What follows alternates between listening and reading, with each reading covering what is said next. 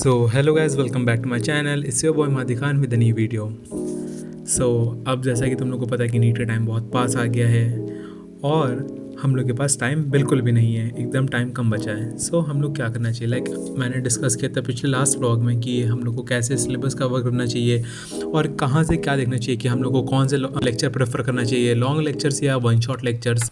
So this vlog is gonna be about 12 hours challenge, and in further video you will get to know that I accomplished my challenge or not. So it is all about testing myself. How much can I do and how much can I set. So इससे मुझे अपने बारे में पता चलेगा कि मैं कितनी देर बैठ सकता हूँ, मैं कितनी देर में बैठ के क्या क्या कर सकता हूँ, कितना रिविजन कर सकता हूँ. ये सब जो भी मैं पढ़ रहा हूँ, इस वक्त मैं पढ़ रहा हूँ फिजिक्स. तो यहाँ पे मैं फिजिक्स के एक साइड नोट्स रखा हूँ जिसमें मैं क्वेश्चन सॉल्व कर रहा हूँ. उधर मैं अपने क्रिप्स नोट्स बना रहा हूँ जो कि एकदम थियोरी उसमें एकदम कंसाइज रहेगी, फॉर्मूला रहेगा. एक होता है कि शॉर्ट नोट्स होते हैं और एक फार्मूला शीट होती है. तो मैं उसको क्या करता हूँ कि मैं उसको कंसाइज कर देता हूँ एकदम, कि उसमें फार्मूला भी उसमें थ्योरी भी है. तो इससे क्या होता है, तो मैं हर बार अलग अलग शीट पे नहीं जाना पड़ता कि तुम्हें अब फार्मूला शीट ढूंढनी है तो तुम फार्मूला शीट पढ़ लो, फिर थ्योरी के लिए अलग तुम पढ़ लो. सो इट इज़ गुड कि तुम दोनों चीज़ों को मर्ज करके एकदम कंसाइज करके एक ही पेपर में कर दो. सो जैसे कि मॉक टेस्ट से पहले रिविजन की ज़रूरत होती है तो तुम एक फ्लैक्चुअल शीट्स बना लो. And now let me tell you what is factual sheets. Factual sheets का मतलब ये है कि तुम्हारे उसमें कॉन्सेप्ट भी हो और तुम्हारा फॉर्मूला भी हो और उस कॉन्सेप्ट के कितने टाइप्स के क्वेश्चन फ्रेम हो सकते हैं एग्जाम में. सो जैसे कि मैं अभी यहीं पे अपनी फ्लैक्चुअल शीट्स बना हुआ है जिसमें क्या मैंने जो अभी जो चैप्टर पढ़ रहा हूँ उसके कॉन्सेप्ट भी क्लियर कर रहे हैं, उसके साथ क्वेश्चन भी उस सॉल्व कर ले रहा हूँ और जो टाइप के क्वेश्चन फ्रेम हो सकते हैं तो वो भी मैंने लिख लिया और उस टाइप के क्वेश्चन को मैं सॉल्व भी कर रहा हूँ. तो इससे क्या कि जब हम ये कर रहे होंगे, ये नोट्स बना रहे होंगे, तो इससे तुम्हारी थ्योरी भी तुम्हारे माइंड में रहेगी, तुम्हारे क्वेश्चंस भी रहेंगे जितने टाइप के फ्रेम हो सकते हैं, और यहाँ पे तुम्हारे साथ फार्मूला भी तुम्हें क्लियर होगा कि हाँ इस कॉन्सेप्ट में ये फार्मूला यूज़ होता है और इस फार्मूले से ये क्वेश्चन फ्रेम हो सकते हैं एग्जाम में. सो ये तुम्हारे लिए एज अ रिविजन बुकलेट हो जाएगी जो तुम कभी भी मॉक टेस्ट से पहले रिवाइज कर सकते हो, जिसमें तुम्हारे इंपॉर्टेंट टॉपिक कवर है, तुम्हारी थ्योरी कवर है, तुम्हारे फार्मूला कवर है एंड तुम्हारे टाइप्स ऑफ क्वेश्चंस भी कवर हैं. सो यहाँ पे मुझे पढ़ते पढ़ते 2.5 आवर हो गया एंड यहाँ पे मैंने फिजिक्स जल्दी से वाइंड अप करी क्योंकि यहाँ पे होने वाला था इफ्तारी का टाइम. एंड इफ्तारी इज मैंडेटरी क्योंकि तुम पूरा दिन भूखे हो. और ये देखो यहाँ पे हो गया इफ्तारी का टाइम 6:38. सो गाइज यहाँ पे मैंने जल्दी से अपनी नोट्सबुक का टाइम फिजिक्स की क्योंकि मैंने डन भी कर दी थी और यहाँ पे मैंने रखी अपनी इफ्तारी लाके.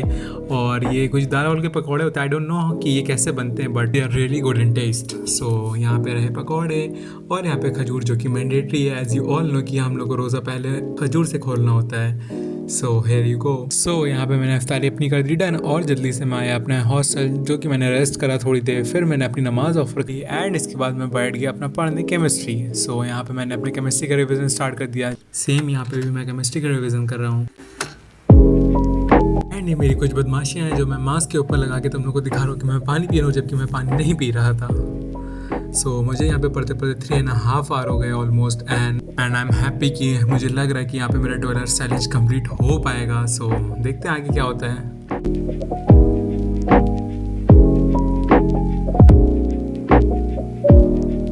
सो as you all can see मेरा 4 आवर्स हो चुका है और यहाँ पे मेरी कैमरे की बैटरी डिस्चार्ज हो गई थी तो उसका आगे मैं शूट नहीं कर पाया था बट स्टिल मेरे पढ़ता रहा. फिर मेरा टाइमर भी चलता रहा तो ये मेरा 6:38 मिनट पे फिर जैसे ही कैमरा मेरी बैटरी चार्ज हुई मैंने स्टार्ट कर दिया शूट करना.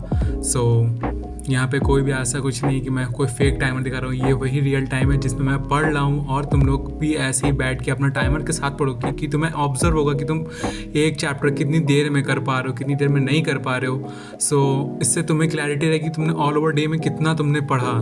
सो यहाँ पे मैं अपने केमिस्ट्री को कर ही रहा था कि उसके साथ क्वेश्चन प्रैक्टिस भी चल रही है, मेरे क्रिस्प नोट्स भी चल रहे हैं, थ्योरी भी मैं कवर कर रहा हूँ, फार्मूला भी मैं रिमेंबर कर रहा हूँ and most important NEET is a competitive exam as you all no.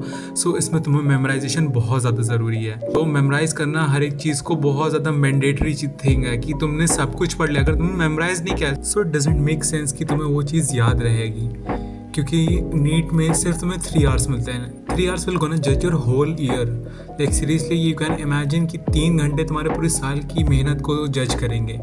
तो तुम उस टाइम पे ये नहीं कि तुमने जो रटा हुआ तुम वो एक साथ याद कर सकते हो. अगर तुमने उस चीज़ को मेमोराइज करा है ना तो तुम बहुत ईजिली याद कर सकते हो कि हाँ तुम जैसे उस क्वेश्चन या उसको एक कॉन्सेप्ट को देखोगे तुमने उसको इतना मेमोराइज कर रखा है कि तुम ईजिली उसको पढ़ते तुम्हारे माइंड में क्लिक हो जाएगा. अच्छा ये तो मैंने वहाँ सॉल्व किया था, अच्छा ये तो मेरे उस नोट्स में था.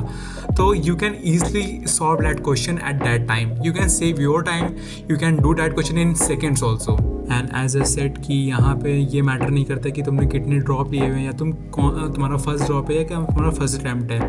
The only thing that matters is maturity, कि तुम कितने मेच्योर हो, तुम उस चीज़ों को कितना अंडरस्टैंड कर पा रहे हो। And I will be happy if you can को रिलेट माई थिंग्स कि हाँ ये बंदा कहीं ना कहीं सही बोल रहा है, ये चीज़ें हम अपनी लाइफ में इम्प्लीमेंट कर सकते हैं। सो यही सब चीज़ें हैं जो तुमको समझनी चाहिए, बस यही मैं कहना चाहूँगा। मैं वही टिप्स दे रहा हूँ जो मैं खुद लाइफ में फॉलो करता आया हूँ और जो मैंने ऑब्जर्व करा till now at this age. So while studying मेरे दिमाग में क्लिक हुआ कि मुझे नींद आने लगेगी रात में, तो मैंने जल्दी से आ गया लाइब्रेरी, क्योंकि लाइब्रेरी में क्या रहता है ना, तुम्हारे पास तुम्हारे कंफर्ट की चीज़ें नहीं रहती हैं। You just have one chair and one table, so you have to do it any how.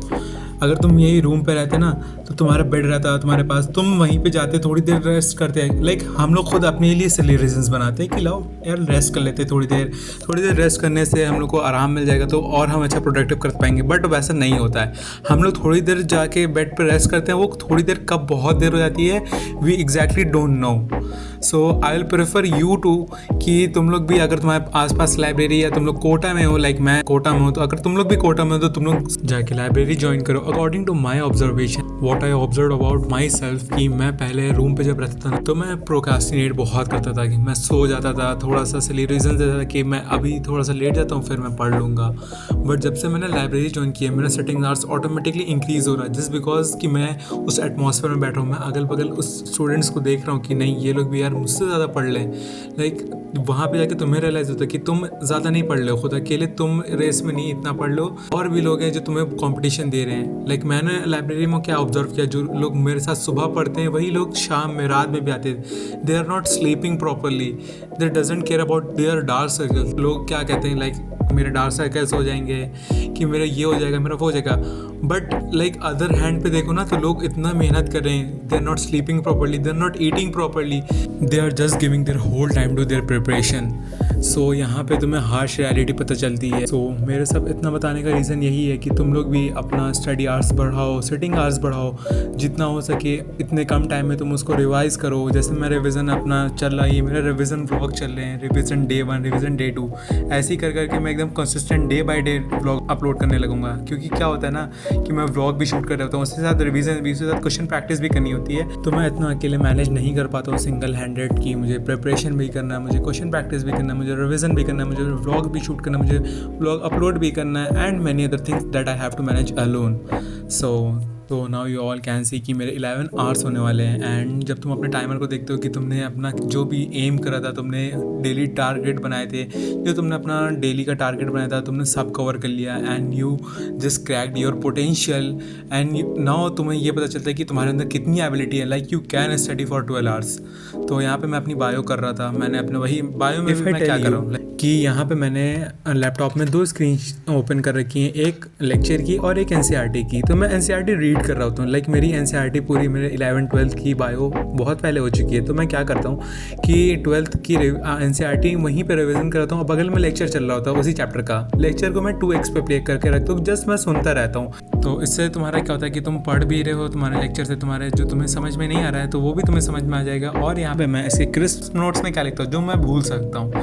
तो लोग कहते हैं एनसीईआरटी में लाइक बायो में सब ही इंपॉर्टेंट होता है। आई नो कि सब इंपॉर्टेंट होता है, तो यहाँ पे तुम वो चीज़ें लिखो जो तुम भूल सकते हो इन फ्यूचर। कि तुम इन फ्यूचर क्या करो, जब तुमने चैप्टर पढ़ लिया, पूरा रिवीजन कर लिया, उसका तुमने एनसीईआरटी रीडिंग लगा ली, तो तुम वो चीज़ें पढ़ लोगे जो तुम भूल सकते हो। तो तुम्हारा यहाँ पे पूरा फुल चैप्टर डन हो जाएगा। तुम उसके बाद क्वेश्चन प्रैक्टिस करो and you are good to go.